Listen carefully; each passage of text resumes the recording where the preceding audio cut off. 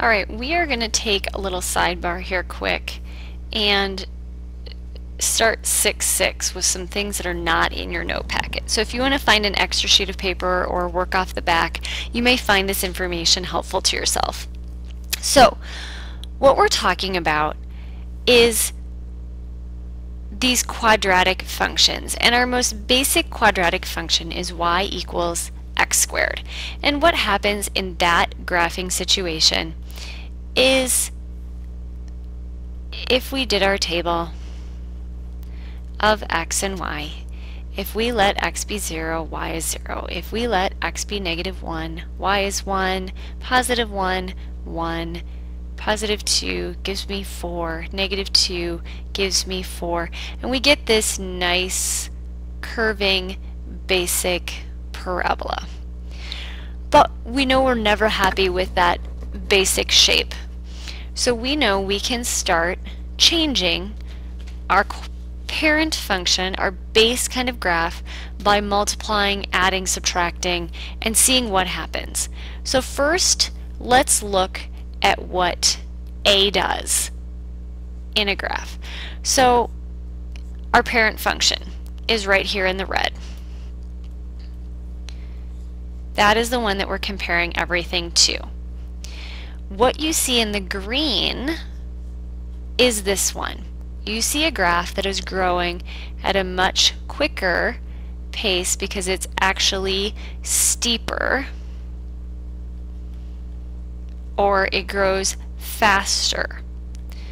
And if we look at a table of values for this green graph, at 0, 0, they are the same. You see everything shares this vertex. But the minute I put 1 in, you see I get 3 out. If I put negative 1 in, I get 3 out. And if you compare that to this same area right here, you can see I am getting bigger much faster. Of course, that A tells us open up and open down, but its job is more than that. It actually is the rate of growth. If I look at this blue graph, it seems to be growing much slower. It actually is kind of a shallow curve. And what happens there is, by multiplying by a fraction less than 1, I slow the growth of my function. And so still 0, 0, but if I put 1 in, I get 1/3 out.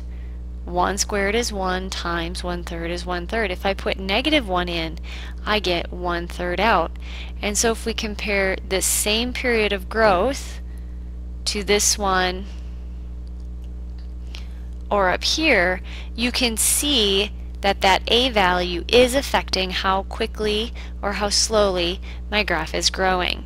So kind of our summary here is, if A is greater than 1, it produces a steeper, faster growing graph.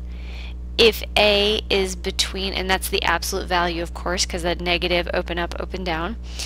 If A is between 0 and 1 as an absolute value, because the negative we know just affects up or down. So if it's some sort of a fraction, I have that slower growing, that shallow growth pattern. So what does the adding and subtracting, the h and the k, do to my graph? Well, again, I have my parent function in my basic one in the red. So here's my basic graph growing at its regular rate.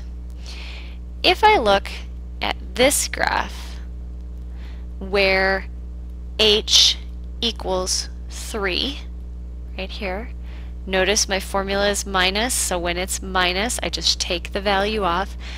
My vertex went from 0, 0 to 3, 0. So my function actually went right 3 units. Still grows at the same rate, but it shifted right. If I look at adding after I square, so really where k is 3, That is my blue graph, and if you notice, my vertex there ended up going up 3 units.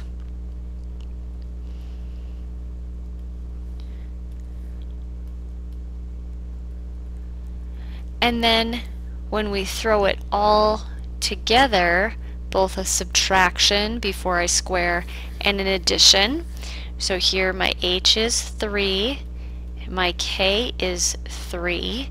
What we see happen is I both go over 3 and up 3 to get to my new vertex of 3, 3 from my parent of 0, 0. So what we're going to talk about in this lesson is the fact that h is going to cause my graph to go right or left, and k is going to cause my graph to go up or down from that parent function of 0, 0. So let's go ahead and look at some applications. What we're talking about here is called vertex form, and it's called that because the vertex comes out of it as hk. Now notice this is minus, and then the h comes out. If this said plus h, I'd have a negative h here. If this said minus k, I'd have a minus k here. Obviously that axis of symmetry is going to be h. That's something we're familiar with. It's that vertical line through the vertex, so the x-coordinate is the same. We've talked about this. This is our review. A greater than 0 opens up, a less than 0 opens down. We're going to do some analysis of these graphs, and when we analyze them, we're comparing them to that parent function. Do they grow faster or slower? Are they shifted left or right? Are they shifted up or down? So when I go to look at this function, I'm going to think about this formula being written over top or right next to it. So a seems to be missing, but we know that it is a 1, so we know this is an open up, and it has the same growth rate as our base function. It's not going to grow any faster or any slower. Here I know that h equals 3, and here I know that k equals 2. This vertex form, that means that my vertex is at 3, 2. My axis of symmetry is x equals 3. So my vertex is at 1, 2, 3, 2 right there. I know it opens up. I know it has this axis of symmetry that runs through it here. So we've done this and we've done this. We've plotted the vertex, we've drawn the axis of symmetry. We've also done this. We are going to make a table and we're going to pick 2 points. We're going to pick any 2 points, one side or the other. So I'm going to pick 2. So if I put 2 into my original, I have 2 minus 3, the quantity squared, plus 2. So I have minus 1 squared plus 2, which is 3. So I go over 2, up 1, 2, 3. There's a point. Then we're going to use that symmetry, that reflection, to plot over here, that cheating point that we talked about taking. I'm also going to try 1, and I'm going to put 1 minus 3, the quantity squared, plus 2, negative 2 squared plus 2. 4 plus 2 is 6. So 1, 1, 2, 3, 4, 5, 6. That means I have a mirror point right there. That means my parabola grows through like this. It grows at the same rate as that original one, which 2, 1, 2, 3 would be somewhere here through 0, 0. And if you think about what did we do, we went right 3 and we went up 2. And that's exactly what this vertex point tells us right there.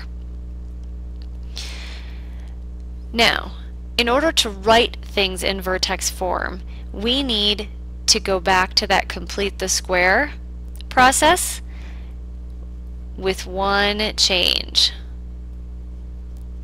Because we don't want to add things to both sides of the equation this time. We want to keep everything on the same side because we want y over here by itself. We want to create that structure. So I'm going to go through the steps first. Group the x and the x squared term in parentheses. So we're going to go ahead and do something like that. Then we're going to complete the square inside the parentheses, and then instead of adding or subtracting that, adding that amount to both sides like we do in regular complete the square to keep our equation balanced, we need to undo it on the outside of the parentheses. So what does that look like? That means we are going to fill in the blank just like we did, plus 4. This time we're going to minus the blank. So these two values right here are going to be the same. So whatever I add on the inside, I'm going to take away, which means I won't have changed my problem. Then we're going to go ahead, complete the perfect square, and figure out what my graph is doing. So here's my b value. So I take 1/2 of 2. That's 1. We're going to square it. If I add 1, I have to take 1 away. So this becomes y is equal to, now this is my perfect square quantity. This turns out to be plus 3. And now you can see that I have created that formula right here. So a is 1, so my growth isn't changed. Here I've got plus 1. How does that compare to h? That means my h is actually plus, would be minus a minus. H is equal to -1, and k is equal to 3, which means my vertex is at -1, 3. My axis of symmetry equation is x equal -1. I know that it is going to open up. So this is an open up because of a positive a, and it is going to grow at the same rate as my parent function, except now it is going to shift left 1 and up 3 to accommodate from 0, 0 to that vertex point. Here's my original. This one is at -1, 1, 2, 3. So you can see we went left and up to get to wherever our parabola is. Check out the second half of the video for the rest.